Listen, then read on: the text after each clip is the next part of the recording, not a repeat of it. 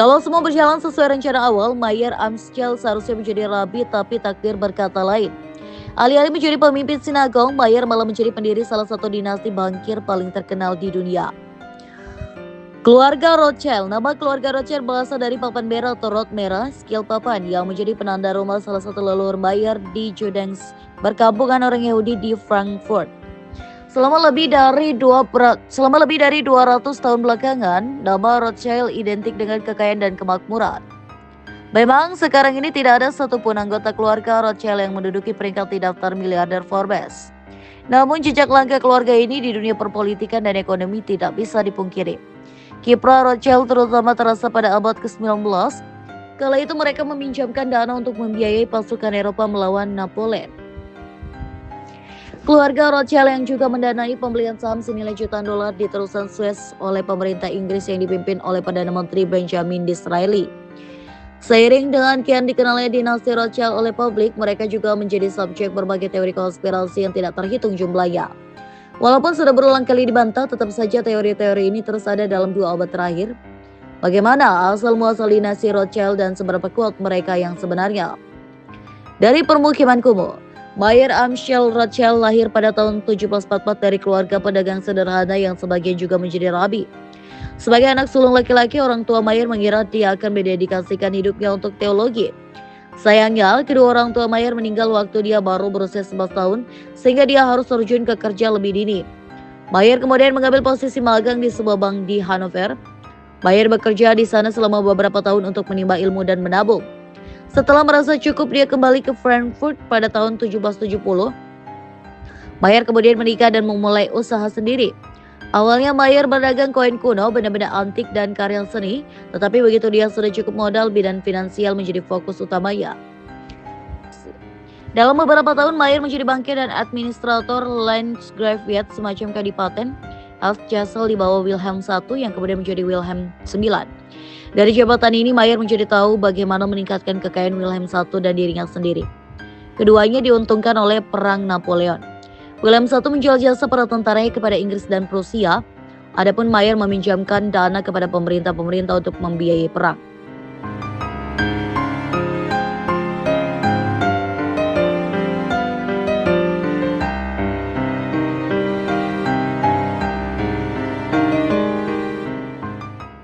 Dalam karya lain yang diterbitkan tahun 1887, The Rothschilds, penguasa keuangan bangsa-bangsa atau The Rothschilds, The Financial Rulers of Nation. John Stephens menulis bagaimana selama perang semenanjung di Spanyol dan Portugal 1808 hingga 1814 membuat Dukes of Wellington mengalami kesulitan dalam menjamin kelancaran arus gas karena tidak ada bankir yang mau mengemban tanggung jawab untuk transfer dana. Keluarga Rothschild menawarkan diri untuk melakukannya dengan komisi yang menggiurkan. Selama sekitar 8 tahun mereka menjalankan bisnis yang sangat menguntungkan ini. Berangkat dari pengalaman ini, pemerintah Inggris meminta Rothschild untuk mengelola pengiriman dana ke berbagai pangeran sekutu di benua Eropa. Membangun dinasti. Salah satu mitos tentang keluarga Rothschild adalah bagaimana mereka berkoordinasi secara sistematis untuk mendirikan cabang-cabang perusahaan keluarga di beberapa ibu kota utama Eropa kala itu.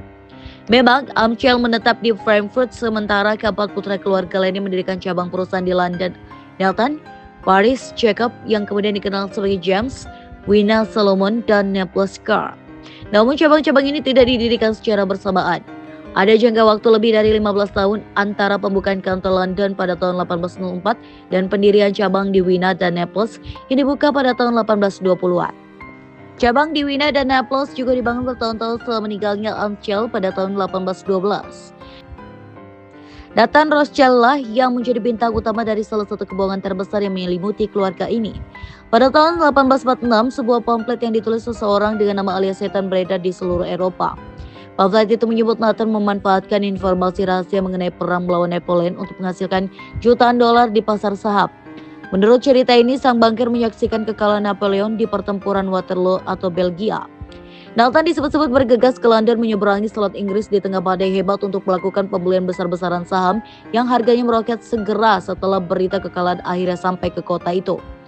Namun cerita ini terbukti bohong. Nathan juga tidak mendulang untung besar dari pasar saham saat itu. Pun badai besar di Selat Inggris juga merupakan isapan jempol belaka. Kisah ini telah beredar selama berpuluh-puluh tahun dan bahkan pernah masuk ke dalam publikasi ternama seperti Encyclopedia Britannica dalam salah satu edisinya pada tahun 1910. Keluarga Rothschild memang mengumpulkan kekayaan besar berkat Perang Napoleon, tetapi seperti yang sebelumnya disebutkan, semua itu berkat pembiayaan yang ditawarkan kepada pemerintah dan tentara. Mitos lain yang muncul tentang ini adalah keluarga Rothschild memperkaya diri mereka sendiri dengan menyumbangkan dana kepada kedua pihak yang berkonflik. Baik Rothschild menjelaskan kepada BBC Mundo bahwa ini tidak benar.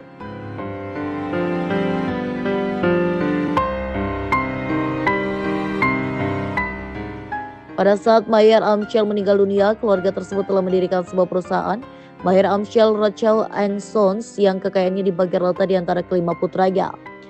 Para anak lelaki tersebut mendapat titah dari ayah mereka untuk tidak menyia-nyiakan kekayaan tersebut dan untuk tetap bersatu tidak peduli apapun nasib yang menghantam mereka.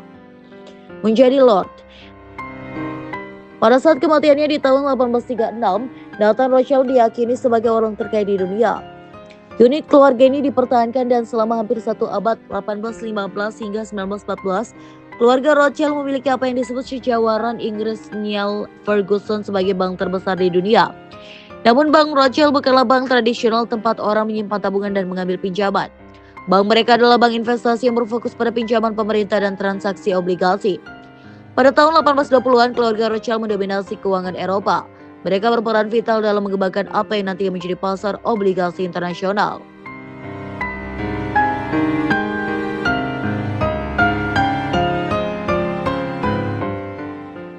Keluarga Rothschild juga berinvestasi di perusahaan asuransi dan membeli saham antara lain di perusahaan industri, metalurgi, pertambangan, dan kereta api. Pada abad ke-19, mereka juga membiayai sejumlah kolonialisme Eropa di Afrika, khususnya Afrika Selatan.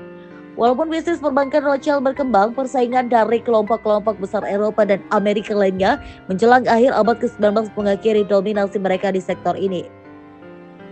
Zionisme dan Israel. Baron Edmund James de Rothschild 1845 hingga 1934 mengalokasikan dana yang besar untuk pembelian tanah di Palestina yang dikuasai Kekaisaran Ottoman untuk mendirikan koloni-koloni Yahudi di sana. Secara tradisi, kepala keluarga Rothschild di Inggris Raya dianggap sebagai perwakilan komunitas Yahudi di negara itu. Keluarga ini juga memainkan peran penting dalam pembentukan negara Israel. Edmund James de Rothschild 1845 hingga 1934, cucu dari Mayer Amschel dan putra bungsu James de Rothschild, adalah salah satu promotor utama Zionisme, gagasan untuk mendirikan tanah air bagi orang-orang Yahudi. Tersentuh oleh antisemitisme dan ancaman yang dihadapi orang Yahudi di Eropa pada akhir abad ke-19, Edmund mengalokasikan sumber daya yang besar untuk pembelian tanah di Palestina yang saat itu berada di bawah kekuasaan Kekaisaran Ottoman. Sejarah wilayah Tapi Barat yang dijuluki Berlin Kecil dalam konflik Israel dan Palestina, Edmund membiayai pendirian koloni-koloni Yahudi serta pengembangan pertanian dan industri di tanah itu. Setelah dia meninggal pada tahun 1934, warisan Edmund di sana dipresentasikan dalam bentuk tanah seluas sekitar 500 km persegi dan hampir 30 permukiman. Meskipun awalnya dimakamkan di Paris, jenazah Edmund dan istrinya Adelaide diterbangkan ke Israel pada tahun 1954 dengan menggunakan kapal perang fregat. Mendiang pasangan itu memperoleh pemakaman kenegaraan yang dipimpin oleh Perdana Menteri David Ben-Gurion. Lionel Walter atau Walter Rothschild 1868 hingga 1937. Lord Rothschild yang kedua juga memainkan peran utama dalam pembentukan negara Israel. Lionel adalah penerima deklarasi Balfour, sebuah dokumen tersohor yang ditandatangani pada tahun 1917, di mana pemerintah Inggris mengumumkan dukungannya untuk pembentukan rumah nasional bagi orang-orang Yahudi di Palestina. Seperti yang terungkap dalam wawancara tahun 2017 dengan mendiang Jacob Rothschild, Lord Rothschild keempat. Butuh 5 draft sebelum deklarasi Balfour akhirnya selesai. Sepupu perempuan Jacob, Dorothy de Rothschild memainkan peran penting. Di usia masih sangat muda, Dorothy membantu menghubungkan ilmuwan Chaim Weizmann, salah satu promotor utama Zionisme, yang nantinya menjadi presiden pertama Israel dengan kalangan elit Inggris.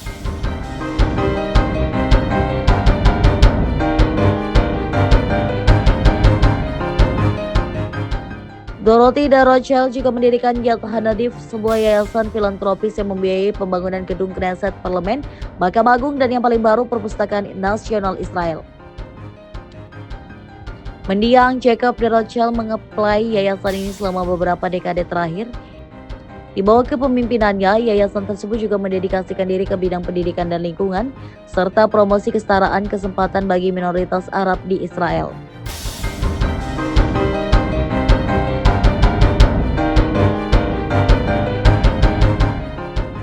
Di sisi lain, dia menekankan bahwa tidak semua anggota keluarga satu suara dalam mendukung ide Zionis. Setelah Perang Dunia I, kekuasaan dan kekayaan keluarga Rothschild mulai menurun.